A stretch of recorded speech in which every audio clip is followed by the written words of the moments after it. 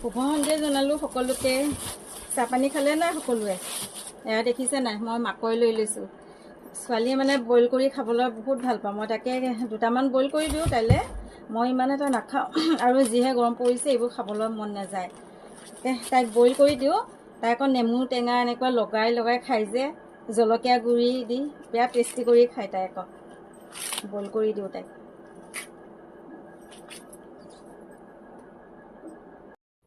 এতিয়া মাকৈখিনি বইল হ'ব দিওঁ।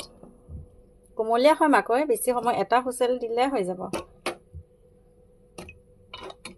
ফালে আকৌ মই ধুনীয়াকৈ কফি একাপ বনাই ল'লোঁ। আজি ৰাতিপুৱাৰ পৰা গাখীৰ চাহ খোৱা নাছিলোঁ, এবাৰো কমাই দিছোঁ মানে খোৱাটো, কিন্তু এতিয়া আৰু নোৱাৰোঁ ৰখিবলৈ। তাকে কফি একাপ বনাই ল'লোঁ। এতিয়া ঘামি আছোঁ দেখিছে নাই, গৰমত হ'লেও মানে খোৱাটো নেৰোৱে। এয়া লৈ লৈছোঁ একাপ। সেইদিনা গৈছিলোঁ মানে খাবলৈ বাহিৰত, মানে কফিটো ইমানেই বেয়া লাগিছে, তেতিয়া ভাবিছোঁ তাতকৈ ভাল মই ঘৰতে ধুনীয়াকৈ বনাই খাব পাৰিম। এয়া ঘৰতে বনাই লৈছোঁ ধুনীয়াকৈ।